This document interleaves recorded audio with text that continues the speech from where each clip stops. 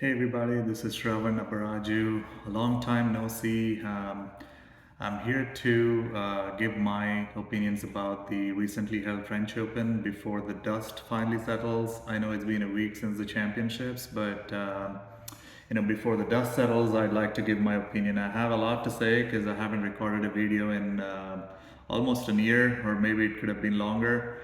Um but French Open 2023 has just concluded, and Novak Djokovic is our champion.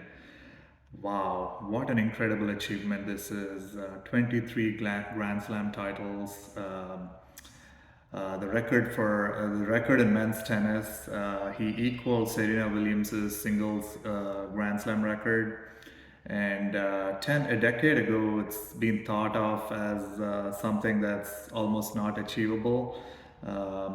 Pete Sampras's 14 Grand Slam titles seemed like a long shot for Roger Federer in the early 2000s, but in the last 2 decades, we've had three players who reached in men's tennis who reached more than 20 Grand Slam titles. But 23 Grand Slam titles is something of an incredible achievement in men's tennis. I have to hats off to Novak. He did all the hard work. He's 36 years old, and this is unheard of. Last year Rafa Nadal actually he broke Roger Federer's record of 20 Grand Slams by winning the Australian Open and French Open in 2022. And he was 36 at that time. So Novak is right about the same age that Rafa was last year. Let's see where Novak goes from here. He still seems pretty strong physically. He's not had the injuries that Rafa and Roger. Roger never had injuries, as far as I remember, but Rafa had a lot more injuries than Novak and Roger. But Rafa, I think he is. I don't think he's going to make a comeback. I don't think his Grand Slam tally is going to improve from 22. I think he will stop at 22. He recently underwent hip surgery. I think while the French Open was in progress, and you can see Andy Murray. Andy Murray had he's been playing reasonably well, but he's not the same player after the hip surgery, Andy Murray. So I don't think Rafa is much older than Murray was at the same time. I don't see any Rafa come back next year. He's done for this season anyway. So Novak Djokovic is currently the undisputed GOAT of men's tennis for now. Is he though? Is he the undisputed GOAT? 23 Grand Slams is unquestionable. He probably maybe could have had more Grand Slams if not for the pandemic. I personally feel that the pandemic affected all players, all top players like Roger, Rafa, and Novak for sure. Maybe even Andy Murray, maybe Dominic Thiem. I can it affected a lot of players. It changed the whole world, to be honest, and definitely changed the numbers for these top players. Novak, getting disqualified, or Novak getting disqualified in U.S. Open 2000 because of that ball incident. I felt that was unfair at that time, but he was disqualified. Roger and Rafa weren't even playing because of the pandemic. And Wimbledon 2000 was never held. It was cancelled because of the pandemic again. That could have been a Roger, Rafa, or even I think it would have been a Roger Federer's Wimbledon to lose. Because he lost in 2019 after having 2 match points against Novak. That was a heartbreaking loss to Roger. He should have had that Wimbledon, in my opinion. He was a better player for most part. But anyway, Novak again was not allowed last year to play in the Australian Open and the US Open. He couldn't play a lot of tournaments in the US because of restrictions, visa restrictions or whatnot. Not visa restrictions, but because he was not vaccinated, and so yeah, he probably should have or could have had more Grand Slams, by this time last year. But hey, that's life, right? I mean, he was the one. He had some beliefs and he believed in them, and it was up to him whether to take a jab or not. So. As for Nadal, he did extremely well last year. He won the Australian Open, French Open, and then made it to the semis in Wimbledon before getting injured and having to give Nick Kyrgios a walkover in the semifinal. Um, just thinking about that, let me just get into a segue of walkovers. I don't think walkovers in Grand Slam should be allowed. The reason for, sorry about my dogs. I don't think walkovers and Grand Slams should be allowed. If a player gets injured while he's playing, I understand, there's not much the other player, the opponent can do. So at that time, walkover or getting retired is completely acceptable. But a player should never have to give a walkover without playing a single point in Grand Slams. It happened to Nick Kyrgios in the semifinal because Rafa retired or actually gave a walkover because of injury. I think Taylor Fritz should have had a shot at playing Nick Kyrgios in last year's Wimbledon. If you remember, Nadal went 5 sets beating Taylor Fritz. It was a great match. It could have gone either way, but I think he should have been given a shot to play. I mean, the rules are the rules, I understand, but they should change, for the better of the sport. Also, this year in French Open, Gael Monfils, who actually came back from injury, he's a local boy. He got a wild card entry into French Open, and he beat Sebastian Baez in the first round. That was a 5-setter. Monfils had to dig in deep to beat Baez. Baez is a good player, good and upcoming and young player. And then after that, Monfils is done because, he's just coming back from injury. His legs weren't there. He's older. So he couldn't really compete in the next match, and he gave Rune a walkover in the second round. I think that's a little unfair to the player that just lost. Because Monfils didn't. I mean, he just gave a walkover right after the match, I guess. But that shouldn't happen in any sport. If a player gets injured, it's understandable after playing a point or two, whatever. But walkovers should not be accepted, and it's totally unfair to the other players that are playing.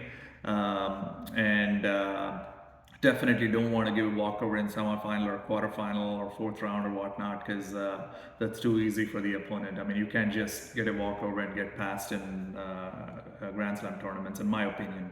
But again, that's for a different day. Going back to Novak, how is he doing it? Is he the GOAT? To me, that's still debatable. I know I was a Novak fan for many years myself, but I was a Nadal fan, a Federer fan at times, depending on where I was in my life, I guess. But they're all great players. Winning 20 plus Grand Slams is no joke in men's tennis. 3 people did that in the last 2 decades, and that's just amazing. And is that how the trend is going to be? I mean, we have not heard any single male player winning more than 14 Grand Slams, or for that matter, for many years it was just 11 or 12. I think Rod Laver, if I'm not wrong, I think he has about 12 major titles, if I'm not wrong, or maybe 11. I know Bjorn Borg has 11 titles. I mean, it was a record for many years. I know he had a French Open record of 7 French Opens for many years before Rafa broke him. But I don't know, I feel like that, I mean, we will probably see more records being broken from, in the future. That may just be the trend, but I don't have an explanation at this point. But it's hard to believe 3 players were able to get to 20 plus Grand Slams in the last 2 decades in men's tennis. So I think that may, I'm not going to say somebody's going to come and break Novak's record 23 in the next 10 years or so, but I think that could happen. We'll probably see more and more players getting to double digit slams, you know. But anyway, what I wanted to discuss is Novak. How is he doing it at 36? It's just unbelievable the way he looked in French Open, Australian Open. I feel like even Wimbledon last year, I felt like nobody really challenged him. As soon as I saw his opponents in earlier rounds, round robin rounds, as well as even after in the quarters and later, I never felt like anybody could beat him. Sinner took him to 4 sets or 5 sets last year in Wimbledon. Musetti took him to 5 sets in French Open last year. These are young players that are still coming, up and coming. I think Novak goes to another level after he takes that bathroom break, and I don't know what concoction his team gives him, his coaching team gives him. I'm sure they came up with something that it's more like a 5-hour energy, it's a drink, it's something like that which gives him instant energy for several hours, and he seems fresh. While he doesn't seem as fresh playing the first set or two where he looks lethargic, like the old guy he is. But after taking a bathroom break, he changes to a completely different player, and the other player falls apart after seeing him hit the ball hard, maybe move better. Maybe it's just his body language. I think he has a mental edge over a lot of players, in my opinion, especially these up and coming younger players. So I really didn't think anybody challenged him. Even because other than those two matches that I remember, nobody even took him to a 4th set. Like he was winning straight set matches pretty much. In Australian Open, he had a hamstring injury, which appeared to be a hamstring injury, and he could barely move, or he was not moving as well, but he still won the championship. And I didn't think I would have thought somebody would be able to take him to a 5-set match, but it never happened. He pretty much won in straight sets. In French Open, I think this is what happened. Novak didn't look good throughout the clay season, but all of a sudden, in French Open, yes, he made those comments that said, "Hey, Grand Slam is a different beast. Best of 5 is different from best of 3 and all that." But yeah, he's won 22 Grand Slams or 21, 22 Grand Slams by that time. He obviously has to ooze confidence in himself, and I understand that part. That it's a mental game at that point. But he didn't look good. He didn't look good throughout the clay season. I thought there were a few players that probably had a good chance of beating him, but again, draws. It's all about draws. He got a reasonably good draw, in my opinion, even though he was on the same side as Alcaraz. And Alcaraz was playing at an extremely high level, not just this year, not just last year, but also this year. He started off really well. And I thought he was definitely a better player throughout the clay season, including Roland Garros this year. But what happened in that semifinal? Well, what happened was Alcaraz, it was such a big match. I think the magnitude of the match actually had the best, of Alcaraz, because he had some nerves. And I've seen Alcaraz having nerves in big games before. He takes some time to settle down, which is what happened. He had nerves. Djokovic had nerves also. Because he knew that if he had to win the championship, he had to get past Alcaraz, and he was not confident, I can tell you that for sure. So what happened? Alcaraz was nervous. I couldn't watch the whole match. I did watch it live, on TV while it was happening, but I was at work, so I couldn't. I could only watch it in bits and pieces. But Alcaraz was really nervous. Djokovic wasn't moving as well, like we've seen him do in majors many times in the first set or two. It took a while for Alcaraz to settle down, but once he settled down, I think he got more and more comfortable. You could see that in the second set, even though the second set. So he lost the first set because he was. I think it's nerves, honestly. He had his opportunities to break Novak many times in the first set, but he could not do it. Novak played well. I have to give him that for sure. But he was playing, I think, at his max capacity. He was tired. I can tell you that for sure. In the second set, Alcaraz, he didn't take over, but you could tell that he was a better player, he was a better mover. He was hitting the ball much more cleanly. He was not afraid to take shots. He won the second set, and that was an unbelievable level of tennis that I saw. I've seen Alcaraz play at that level. I mean, people, I keep seeing these Djokovic fans saying that, oh wow, Djokovic made Alcaraz get tired and he took his legs and blah blah blah. It's nonsense, in my opinion. The reason is I've seen Alcaraz play the last couple of years, especially in 2022. He had many matches like that. If you watch US Open, most of his matches, especially that match against Sinner and Tiafoe, they were pretty exhausting matches, especially against Sinner. That was a five-setter. It could have gone either way, but Alcaraz pulled through and won the US Open eventually. And then we saw some of those high-level tennis games in what was it, Miami Open against Kecmanovic last year. So I've seen Alcaraz play some really high-level matches, and definitely it wasn't the legs. He could play at that level. He's capable of playing at that level, and no, Djokovic did not.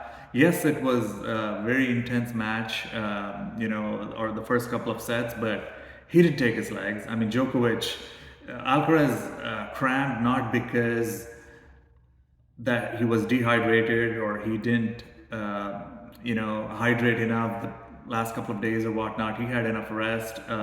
He's more than fit to be able to play five sets. I had no questions about that. I think he got cramped because of his nerves, honestly. And you could say, oh, it's because of Djokovic. It's not just because of Djokovic. It's because of the magnitude of the match. Alcaraz knew that it may be his first French Open title if he beats Djokovic, and he knew inside his mind that he is a better player, and I can tell you that for sure. Now, some of you fans, Joker fans, may not agree to this, but I feel like Alcaraz knew that he was very much capable of beating Djokovic. But the nerves got the best of him, and I don't know if it's because of the fall that happened in the second set. That he fell down, and then I think he used his hands to support himself. I mean, I heard somewhere that he got injured, or his left hand got injured or something. Is it because of that? I'm not 100% sure, but I think the nerves got the best of him and he got cramps because of that. Not just the physical aspect of the game. I think it's the mental aspect of the game. And he knew after the second set victory, I think it was a big relief for him. So I think all the tension in the first couple of sets, as well as the release of tension that happened after winning the second set, pretty much caused his cramps, in my opinion. But again, I'm not going to say Djokovic won fair and square, because it was not fair and square. Alcaraz was obviously crammed up, and he couldn't play the next two sets. People that actually did not watch the match looked at the score and said, oh, Djokovic, look at me, I told you Djokovic is going to thrash Alcaraz in French Open. Oh, never underestimate Joker, never bet against him, blah blah blah. Yeah, they just looked at the score and said, oh, 6-1, 6-1, oh, 6-3, 5-7, 6-1, 6-1. Look at the way Djokovic beat Alcaraz. That's not what happened. Alcaraz couldn't move in the third and fourth sets. And he was a better player for most part in the second set. Joker, trust me, he was playing at his max capacity. That was his max, and Alcaraz still beat him in the second set. But hey, congrats to Novak. Even if Alcaraz beat Djokovic in French Open, I think they would have said, "Oh, he's an older Djokovic, not the same as the Joker in prime and stuff like that." So kudos to Djokovic for actually beating all the other players, including Alcaraz. He got past Alcaraz in the semifinal. He beat Casper Ruud pretty easily. I thought Casper Ruud had the game to challenge Novak, but he's not Alcaraz. None of the other players are Alcaraz. Sinner, as well as he plays against Alcaraz, if he demonstrates the same killer mentality against Novak, I think Sinner has a good chance at challenging Novak in Wimbledon. So that's about French Open. Congratulations to Novak Djokovic. He's got 23 Grand Slams now, and I don't see anybody get past that record. Records are meant to be broken, but I don't see anybody breaking that record in the near future. If anybody, there are some guys. Alcaraz is one of them, obviously. Sinner, Luna. I think these guys definitely have the game and the age. They have plenty of time to get to that stage, or get closer to the record. But they have to start with one. So that's about French Open. I think I'll do another video about Wimbledon and what my predictions for Wimbledon are for this upcoming year. And I'll talk a little more about Djokovic and Alcaraz matchups in the future in my next video. Hey, thanks for watching. If you have any comments about some of the stuff that I said or mentioned, please post in the comments. Or else peace. Talk to you later.